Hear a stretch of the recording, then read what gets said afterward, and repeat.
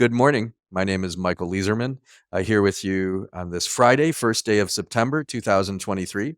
Today's trial guides tip of the day comes from the video Understanding Jury Bias and Decision Making Using Social Science to Prepare a Winning Case. The video is by David Bossert, Gregory Cusimano, David Wenner, and Edward Lazarus. Here to read the tip is David Wenner. Good morning, David. And good morning to you, Michael. Even if you've got a case with horrendous pictures of somebody burned or in a wreck, you need to think twice before you show them to a jury. Let the jury know they're pretty tough and say, feel free to take a look at these if you desire, and they'll handle them. And you'll see some jurors that will pass them and not look. And if you force them to look, they'll resent you for doing it. So the point is be careful on this. I should say that this is probably, I don't know who said this actually on this video, but it sounds like Greg Cusimano, but it could have been Ed or David as well. It wasn't me, but probably Greg. Well, David, what do you do? So I know for me, I can't think of a trial, and I never have absolutes. Never have absolutes. Like, I don't show the gory picture. No, most of my cases have really, really gory pictures.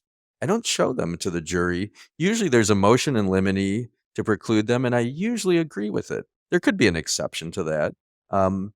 But I feel like whatever's in someone's imagination is usually worse than the reality, no matter how bad it is. And I see lawyers fighting about getting these photos in. I don't know if it really matters. How do you deal with this? Well, I actually agree with you, Michael. I probably wouldn't show them either, because I think the way you talk about them in words, through the experts or, through other witnesses, I think is much worse, because it allows the jurors to create, much more horrendous pictures in their head than actually having to force them to look at these horrendous pictures. So I would agree with you on that. But I think some lawyers do think that it has an effect.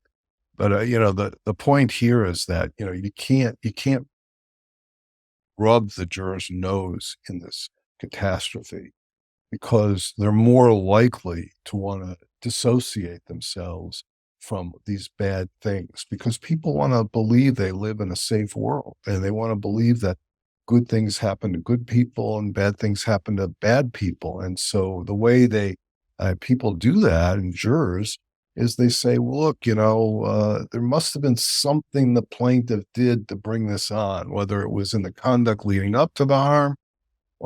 And they tend to want to blame the plaintiff. So the more you rub their nose in it, I think the more they're going to engage in what people call defensive attribution, where they, want to dissociate themselves, basically to protect themselves, and to show themselves that they actually are safe, and they distance themselves and blame the plaintiff. So I think you have to be very careful with these pictures, and I think it's really a double-edged sword. And I think you're absolutely right that I think the best thing is to allow the jurors to create the images for themselves, and talk about that in closing. We can all imagine how horrendous these injuries were. We can all picture that without seeing these pictures. And so, you can create a pretty important, a pretty graphic picture without even showing the picture, which is probably. Wow. Well, I like it that we agree, and I certainly welcome anyone who's watching this that feels otherwise. Please, in the comments below, start a conversation. I'd love to hear a different point of view. Probably David and I are right, but maybe you'll convince us otherwise. David, thank you for being here this morning, and thank you, as always, for sharing your wisdom with us. My pleasure.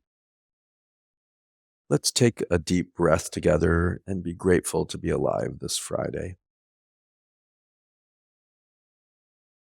May the work that we do today help to reduce suffering in the world.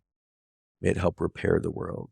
May we fiercely and compassionately advocate for our clients.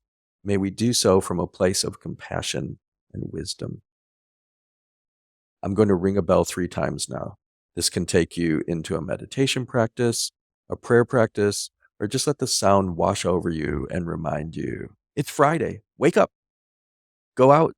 Do good things. and have fun while you're doing it.